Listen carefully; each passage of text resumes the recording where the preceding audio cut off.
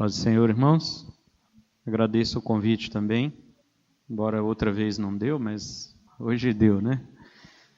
Graças a Deus. Vamos abrir a palavra do Senhor, Evangelho de João, capítulo 3. Vamos ler somente o versículo 7. João 3, verso 7, diz assim: Não te maravilhes de te ter dito, necessário vos é nascer de novo. Amém? Os irmãos podem assentar. Meus irmãos, Deus, o nosso Deus, é um Deus organizado e Ele trabalha com prioridades. Quando Jesus veio à Terra, Ele sempre alertava seus discípulos de que era necessário, ou seja, era prioritário, que o Filho do Homem padecesse, que fosse rejeitado, que fosse morto e ressuscitado após 3 dias. Nós vemos isto em Marcos 8:31 e os textos paralelos de Lucas 9 e Mateus 16. É por isso que nesse mesmo episódio, que Jesus avisa isso para os discípulos, que era necessário, veja, a palavra aqui é esta, é necessário que o Filho do Homem padeça, morra e ressuscite. Jesus fala disso, e lá em Marcos 8, verso 30, Jesus diz aos seus discípulos para não dizerem a ninguém que ele era o Cristo. E veja que no verso 29, Pedro tinha acabado de confessar que Jesus era o Cristo. Ali, os irmãos já conhecem a história, já pregamos sobre isto. Jesus estava caminhando com seus discípulos. Quem dizem os homens ser o Filho do Homem? Um dos profetas. Mas e vocês? Tu és o Cristo, Pedro fala. Então Jesus diz assim: não contem para ninguém que eu sou o Cristo. Por que Jesus diz isto? Porque Deus é um Deus de prioridade. Antes de espalhar a notícia de que aquele homem ali, que estava com eles, era o Messias, primeiro ele tinha que padecer. Primeiro era necessário ele morrer. Primeiro era necessário ele ressuscitar, para depois dizer que ele era o Messias. As coisas de Deus são organizadas, elas estão em ordem. Elas não são assim. Por que Jesus, quando curava muitos enfermos, ele dizia: não contem para ninguém, não fala nada? Porque aquele falatório de sinais e milagres iria causar uma confusão no ministério de Jesus. Jesus não veio para curar, Jesus não veio para fazer milagre, Ele veio para morrer por nós e perdoar nossos pecados e nos levar de volta a Deus. Sinais e maravilhas eram apenas, como diz o nome, sinais. Eram apenas placas, apontamentos de que Deus era com ele. Como disse Pedro no seu testemunho na casa de Cornélio, ele disse que Deus ungiu a Jesus de Nazaré com o Espírito Santo e poder, que ele andou por toda a terra fazendo bem, curando a todos os oprimidos do diabo. Por quê? Porque Deus era com ele. Então as curas, os sinais, as operações, tudo era provar que Deus era com ele. Mas ninguém podia sair dizendo: ó, o Messias achamos aqui. Por quê? Ia dar uma algazarra, como sempre deu com outros homens que diziam ser o Messias naquela época. Então Jesus disse para Pedro assim: olha, não diga para ninguém que eu sou o Cristo, porque é necessário que o Filho do Homem venha padecer primeiro. Aí que Pedro fala: não, isso de modo algum, os irmãos já sabem. Mas aqui vamos focar o que é necessário. No seu sermão profético, Jesus também disse que não deveríamos nos assustar quando as guerras começassem a acontecer, rumores de guerra, pois eram necessários alguns sinais antes que o fim chegasse. Lucas 21, verso 9. Jesus também sentiu necessidade de passar por Samaria, em João 4, ali naquele trajeto, todos desviavam de Samaria. Jesus: é necessário que eu passe por Samaria. Capítulo 4, verso 4 de João. E nós sabemos muito bem o que aconteceu ali, né? A conversão não só de uma mulher rejeitada, como também de muitos homens da cidade de Sicar. Capítulo 4, verso 39.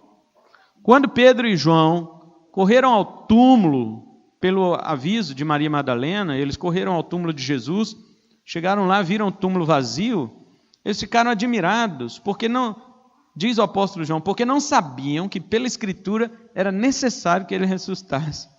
Capítulo 20, verso 9 de João. E foi exatamente isso que Paulo anunciou aos Tessalonicenses, em Atos 17, verso 3, enfatizando a necessidade da morte e da ressurreição de Cristo. Enfim, essas citações que eu fiz aqui nessa introdução é para mostrar para você que Deus, de fato, é um Deus organizado e que para Deus existem prioridades, até mesmo nas suas obras. Não foi em vão que Deus organizou daquela forma as coisas que Ele criou.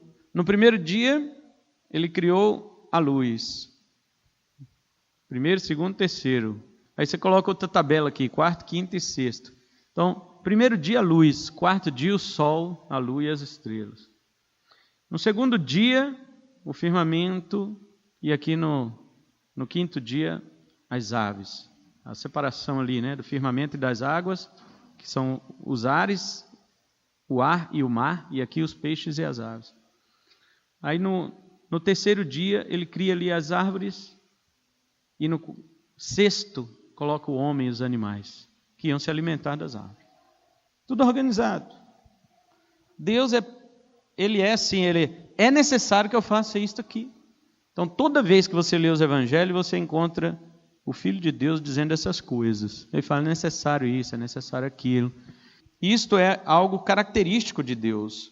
A sua organização, suas prioridades, as coisas que devem estar colocadas em primeiro, segundo, terceiro lugar. E para conosco não seria diferente. Deus também estabeleceu para nós prioridades, coisas realmente necessárias para a nossa vida cristã. E seríamos prudentes se nos atentássemos a elas. Estaríamos agradando a Deus se colocássemos estas coisas em sua devida importância. Devíamos nos perguntar se estamos de fato colocando as coisas em sua devida conveniência ao parecer de Deus e não ao nosso. Então vejamos algumas coisas aqui. Quero trazer como tema desta mensagem 4 coisas necessárias para a vida cristã. Primeiro, priorizar os deveres espirituais nas 3 relações ou 3 direções. Nós, quando falamos dos deveres espirituais, nós apontamos eles para 3 direções. Na nossa vida cristã, nós sabemos que estamos recheados de deveres espirituais. E embora tenhamos muita coisa para fazer, algumas dessas coisas são destacadas como mais importantes do que outras. Quero destacar a prioridade destes 3 deveres espirituais nas principais relações que nós temos como cristãos. Primeiro, com nós mesmos, segundo, com Deus, e terceiro, com o mundo perdido ao nosso redor. Então vamos ver aqui 3 referências que mostram que há uma necessidade de nós vivermos ligados nos deveres espirituais nessas 3 áreas. A primeira referência é Lucas 10, 42. Os irmãos conhecem a história de Marta e Maria, que Jesus foi à casa delas. Como nós sabemos, Marta se preocupava com muitas coisas. O texto original diz que ela se distraía, arrastava tudo, estava impedida com as suas dificuldades. Isso não bastou para Marta. Ela também foi agressiva com Jesus, ao ver que ele não se importava em que sua irmã não lhe ajudasse. Marta, ela disse para Jesus assim, Senhor, não te incomoda que a minha irmã não me ajude? Ela censurou o mestre e ela deu uma ordem para Jesus. O texto grego coloca no imperativo, ela disse para Jesus assim, ordena que a minha irmã me ajude. Ela deu uma ordem para Jesus. Jesus responde uma coisa para Marta, que nós tapamos os ouvidos para não ouvir. Ele disse algo sobre Marta e algo sobre sua irmã.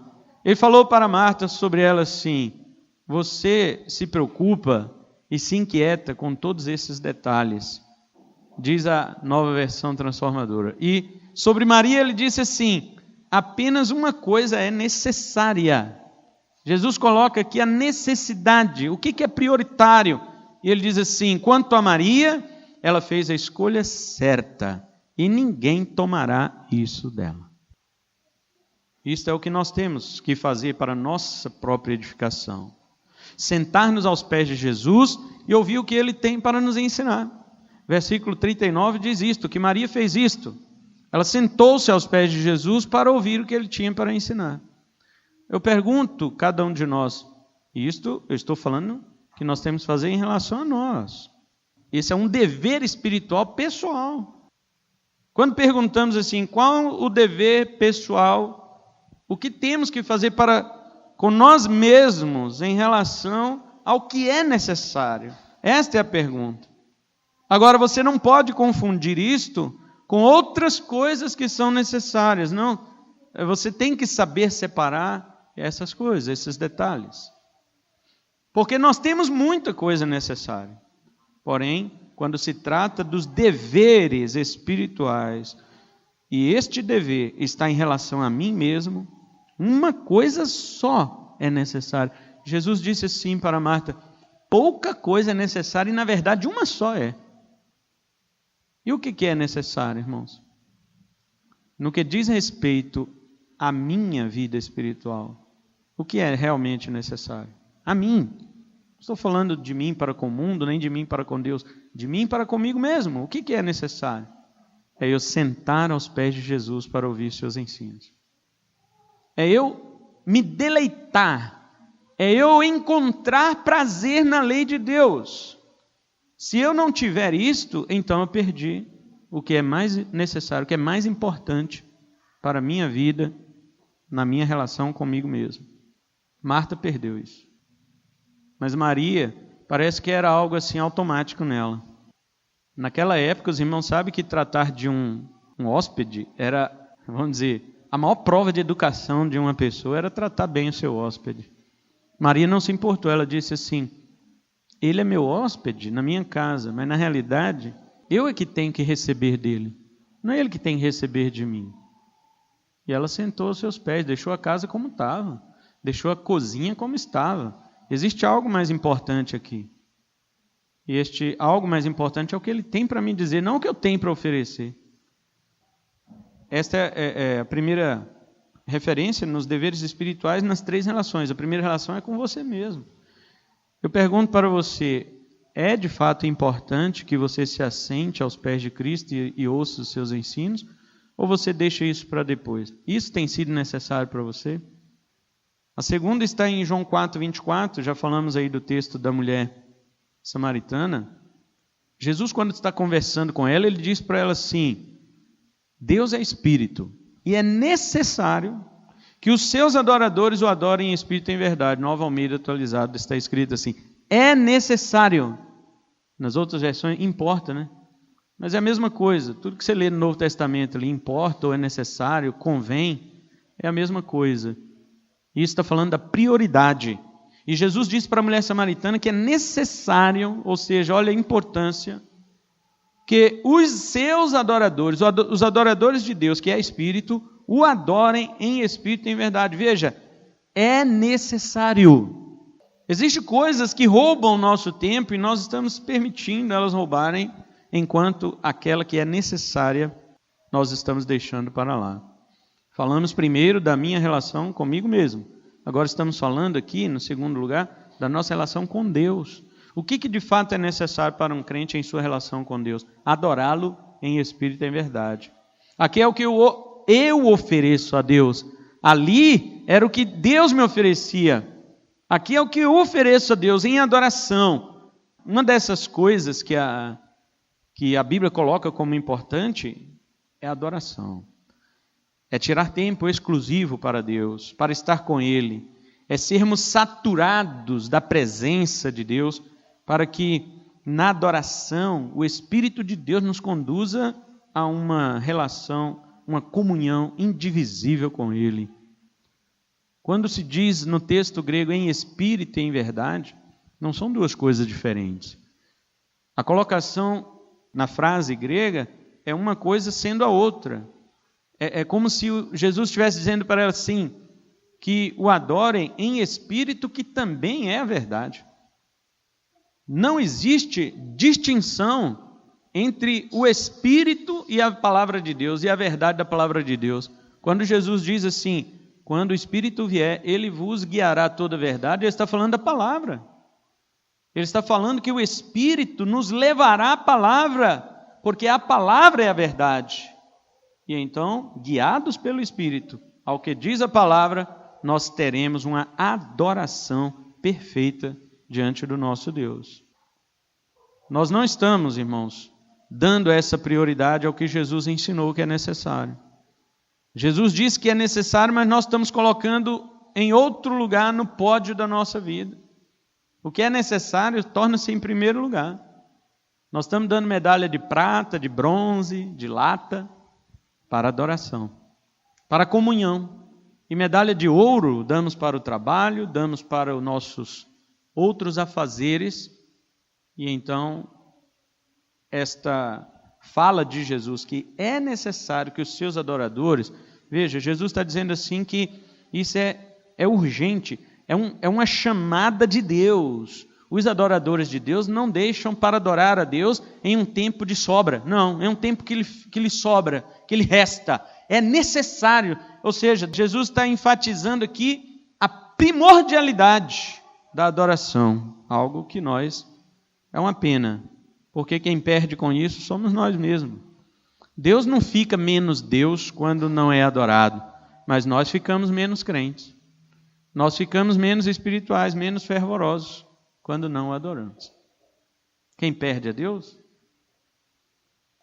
O terceiro versículo que coloquei aqui é de Marcos 13:10, que fala, Jesus diz, é necessário que primeiro o evangelho seja pregado a todas as nações. Aqui é nossa relação com o mundo perdido, é a nossa relação com o mundo ao nosso redor. Primeiro nós vimos a nossa relação com nós mesmos, sentar-nos ao pé da palavra, ouvir, nos saciar, deleitar, termos prazer nisto, que isto é necessário para nós com relação a nós mesmos. Depois vimos a adoração, é necessário que o adoremos, é a nossa relação com Deus. Agora Jesus está dizendo, é necessário que o evangelho seja pregado em todo mundo. Esta é a necessidade nossa em relação ao mundo lá fora. Jesus nos chamou para evangelizar. A vida de evangelização da igreja. A igreja não pode perder isso de vista. Uma igreja que não evangeliza, ela perdeu, ela não sabe para que ela existe. Ah, mas nós existimos para adorar a Deus. Sim, esse é um ponto. Essa é uma direção, a direção vertical. Ah, nós existimos para aprender e nos edificar mutuamente. Essa é a direção interior. Mas existe uma direção exterior, horizontal, que nós temos para com o mundo. E esta necessidade é pregar o evangelho. A primeira necessidade que nós vimos é priorizar os deveres espirituais nas 3 direções da nossa vida. O segundo é ajudar os necessitados. Em Atos 20:35, o apóstolo diz assim, tenho-vos mostrado em tudo que, trabalhando assim, é necessário auxiliar os enfermos e recordar as palavras do Senhor Jesus que disse, mais bem-aventurada coisa é dar do que receber. Paulo, nós sabemos, ele aprendeu muitas coisas com o Senhor Jesus nos 3 anos que ele ficou com Jesus ressuscitado no deserto da Arábia. Ele conta esse testemunho na carta aos Gálatas. Paulo passou 3 anos sendo discipulado por Jesus no deserto da Arábia. E Atos 20:35, esta referência, é uma palavra que não está nos evangelhos. É uma palavra que Paulo não aprendeu de alguém que já tinha andado com Jesus na terra, não. Em nenhum lugar do evangelho está escrito que Jesus falou que mais bem-aventurada coisa é dar do que receber. Isso aqui Jesus falou exclusivamente para Paulo. E Paulo diz assim que esta é uma coisa necessária que nós temos que cuidar. Na nossa caminhada cristã, é necessário auxiliar os necessitados. A ajuda aos crentes carentes é uma necessidade tanto em ordem de importância quanto em urgência do fazer. Os irmãos necessitados não podem esperar, porque as suas necessidades físicas, necessidade de saúde, necessidade de roupa, necessidade de alimento, essas coisas não esperam. Mas também é necessário na importância e prioridade, porque Cristo disse que estas coisas contarão no último dia. Na NTLH, Mateus 25, 35, 36, diz assim, pois eu estava com fome e vocês me deram comida, estava com sede e me deram água, era estrangeiro e me receberam na sua casa, estava sem roupa e me vestiram, estava doente e cuidaram de mim, estava na cadeia e foram me visitar. Não devemos agora confundir isto aqui, estas obras, essas ações aqui com obras de caridade, tá? Quero chamar a atenção dos irmãos para isto. Não devemos confundir isto com obras de caridade. Tem gente que ele fala assim, não, está vendo o que a Bíblia falou aí? Nós temos que ir lá na cadeia visitar os presos. Nós temos que ir lá no hospital visitar os enfermos. Não é isso que Jesus está falando. Ah, tem um mendigo ali que fica ali na frente da Caixa Econômica ali, eu tenho que dar uma moeda para ele. Não é isso que Jesus está falando. Jesus está dizendo, olha no verso 40, quando as pessoas perguntam, Senhor, quando foi que a gente te viu com fome e te deu de comer? Senhor, quando foi que a gente te viu com sede e te deu de beber? E o rei dirá, eu lhes digo a verdade, quando fizeram isso ao menor destes meus irmãos, foi a mim que o fizeram. Jesus está falando de nós ajudarmos os crentes carentes. Os crentes carentes. Até mesmo para com essas ações há prioridades. Paulo disse em Gálatas 6,10 assim, por isso sempre que tivermos oportunidade, façamos o bem a todos. Aí ele coloca assim, especialmente aos da família da fé. O bem você tem que fazer a todos, mas existe uma prioridade, existe uma necessidade. E essa prioridade é aqueles que estão na igreja.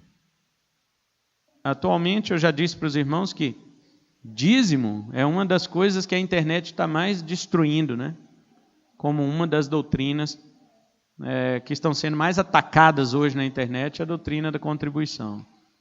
E as pessoas falam assim, eu não dou dízimo em igreja não, eu pego meu dízimo, eu vou lá e compro com o meu dízimo uma cesta básica e dou para uma pessoa que está com fome. E ele acha que isso, ele ganhou Deus, ele conquistou o céu. Com isso, ele acha. Mas Jesus está dizendo aqui, não é para os pobres do mundo que você fez para mim. Você fez para mim quando você fez a um dos meus pequeninos irmãos. E quem são os pequeninos irmãos de Jesus? Ele disse isso quando foram procurá-lo, dizendo, sua mãe e seus irmãos estão lá fora e te chamam. E ele disse, quem é minha mãe e meus irmãos? São aqueles que fazem a vontade do meu Pai que está no céu. E não os pobres do mundo, mas aqueles que fazem a vontade do Pai. Quando você ajuda um pobre do mundo, é bom, mas é um dever social. Mas quando você ajuda um pobre cristão, principalmente da sua igreja, aí você está ajudando Jesus. Terceiro lugar, outra coisa que é necessário para o crente, passar tribulações para entrar no reino de Deus. Em Atos 14, 22, apóstolo Paulo e Barnabé falam isto para os Gálatas. Como todos nós sabemos, a vida cristã não é um mar de rosas, como se diz, é o sofrimento, as provações, as tribulações, perseguições, as dificuldades, etc., são parte necessária da nossa caminhada para o reino de Deus. Os sofrimentos na jornada nos modelam a imagem de Cristo, nos ensinam a ter compaixão das pessoas. Se não fôssemos provados e nem atribulados, como poderíamos nos compadecer dos que sofrem? Eu não sofro, eu não sei o que é sofrer, então o outro que está sofrendo, para mim pouco importa. Paulo e Barnabé, tendo curado um homem fraco das pernas, lá em Atos 14, na cidade de Listra, quase foram adorados pelos gálatas daquela região. Ao chegarem ali, alguns judeus de Antioquia e de Icônio levantaram a multidão contra Paulo e o apedrejaram a ponto de recolhê-lo como morto. Verso 19. Paulo chegou a desmaiar de tanta pedrada que ele tomou. E os cristãos dali arrastaram Paulo para não acabar de ser morto a pedradas. E então tiveram que reanimá-lo, e Paulo voltou de seu desmaio, recuperou suas feridas, foi para uma outra cidade, a cidade de Derbe, chegou ali, a Bíblia diz que ele confortou os irmãos, e depois passou por mais outra cidade, Listra, Icônio e Antioquia. E os irmãos tentando consolar Paulo, Paulo dizia, não, é necessário entrar no reino de Deus através das muitas tribulações. Paulo não aceitou ser confortado pelos irmãos. Ao contrário, ele que confortou os irmãos, falou, para, vocês não estão me confortando, vocês não estão me consolando, vocês estão me atrapalhando. Porque o reino de Deus, nós vamos entrar nele através disto. Mas Paulo, você está todo quebrado. Tem marca de pedrada na sua cara, no seu peito, no seu braço. Você está todo arrebentado. Ele importa-nos entrar no reino de Deus. É necessário entrar no reino de Deus dessa forma. Hoje as pessoas pensam que, não, nós temos Nós vamos entrar no reino de Deus com toda a folga do mundo. As pessoas dizem bem assim, porque não tem como ser um crente que dá tudo certo aqui na terra e ainda vai para o céu. Não é isso que todos querem? Eu quero ser um crente que aqui dá tudo certo para mim e ainda quero o céu. Ontem visitávamos uma família que quer congregar conosco, e aí falando sobre alguns assuntos assim, eu disse esta frase para eles. Eles falaram assim, as coisas dão tudo errado para nós. Eu falei, que bom. Está dando tudo certo? Então beleza. Parece que eu estou bem com Deus. Aí o rapaz falou assim, eu ouvi uma pregação sua que você disse que muitas bênçãos materiais de Deus para o ímpio servem como um tobogã para o inferno. Eu falei, você lembra disso? Ele falou, isso aí não saiu da minha cabeça. Tem muita coisa que Deus dá para o ímpio como bênção, mas na realidade aquilo é um escorregador. O ímpio escorrega nas bênçãos de Deus e cai no inferno. Eu falei, pois é, o salmista que falou isso, lá no Salmo 73.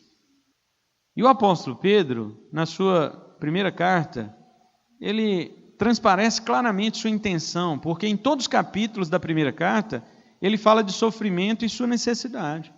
Ele exorta os leitores a aprenderem a se alegrar nas provações.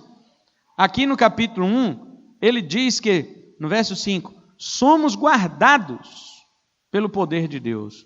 O verbo ser guardado aí, no grego, é um particípio presente. Particípio quer dizer o verbo em continuidade. Ele quer dizer o seguinte, estamos sendo guardados. Estamos sendo é porque continua. E guardados porque alguém está me guardando, não sou eu mesmo que me guardo. Pedro está dizendo que isso é o poder de Deus. Ele está falando que é a virtude de Deus que nos guarda para que alcancemos a futura salvação, verso 5. Agora ele diz no verso 6 o seguinte, ele fala assim, apesar de que é necessário que sejamos contristados ou entristecidos com várias tribulações. Deus nos guarda, Deus nos protege, Deus nos levará a salvo para o seu reino celestial. Mas é necessário que enquanto aqui estivermos, sejamos contristados, entristecidos por várias provações. Fugir dessa realidade é contestar aquilo que Deus estabeleceu como necessário para a vida cristã, para o desenvolvimento da vida cristã. E em último lugar, quero fechar com o texto que eu li, de João 3. Apesar de todos os nossos deveres, apesar de termos que olhar com cautela para as coisas que são necessárias na nossa vida espiritual, nada disso nos será possível se não nascermos de novo. Não é possível, de forma alguma, você priorizar seus deveres espirituais se você não nascer de novo. Não é possível, de forma alguma, você ajudar os necessitados corretamente se você não nascer de novo. Porque o espírita ajuda, né? O católico ajuda, o mundano ajuda. Mas estamos falando da forma que a Bíblia ensina, só se você nascer de novo. Não poderíamos suportar as tribulações para entrar no reino de Deus se não nascêssemos de novo. Então, em resumo, todas as demais necessidades, todas as demais importâncias da vida cristã só podem ser realizadas se a primeira coisa necessária acontecer conosco, que é nascer de novo. Lembra do versículo que nós lemos? Está escrito, não te admires, não te maravilhes de eu ter te dito, necessário vos é, vocês. Jesus está falando, vocês que têm que nascer de novo. De todas as necessidades do ser humano, a mais necessária é ele nascer de novo. Eu coloco isso como mais imprescindível por ser realmente uma necessidade tão extrema do homem, mas tão extrema que o homem mesmo não consegue executá-la. Tem um monte de coisa que você coloca em prioridade. Vou fazer isso primeiro, aí depois isso, depois aquilo. Mas nascer de novo você não consegue. Nascer de novo você não pode. Jesus está dizendo que isto é uma necessidade e não uma capacidade. Ele não está dizendo que o homem pode nascer de novo. Ele está dizendo que o homem deve nascer de novo. O verso 8 de João 3 diz assim, o vento assopra onde quer. Jesus está reafirmando o que ele acabou de dizer. É necessário para você nascer de novo, mas o vento que vai fazer você nascer, ele assopra onde ele quer. O sopro de Deus ressuscita quem ele quer. Jesus diz, assim como o Pai ressuscita e vivifica os mortos, assim também o Filho vivifica a quem quer. Então, a liberdade para nos fazer nascer de novo não é do homem, é do Espírito. É o Espírito que tem essa liberdade. Nós já nascemos mortos em nossos delitos e pecados, espiritualmente somos falidos, e só se o Espírito de Deus quiser é que nós iremos receber o seu assopro e assim viveremos. Todas as demais coisas da vida cristã, que também serão necessárias, que nós estamos falando aqui desde o início, elas serão inúteis se alguém não tiver nascido de novo. Tal pessoa vai fazer e acontecer, mas se não nascer, não pode entrar no reino de Deus. Ah, mas eu sofro. Você falou que se sofrer pode entrar, mas primeiro, antes de sofrer, tem que nascer. Você tem que nascer de novo para sofrer e entrar. Segue-se a este evento, que o novo nascido também deve crer. Hebreus 11:6 diz assim, sem fé é impossível agradar a Deus, porque é necessário que todo aquele que se aproxima de Deus creia que Ele existe e é galardoador. Veja, duas palavras, necessário e crer. É necessário que aquele que se aproxima creia. Então, o que nós temos visto aqui, nos evangelhos, de um modo geral, é a chamada da fé. Toda pregação do evangelho que você fizer para alguém, você tem que chamar o cara a crer em Cristo.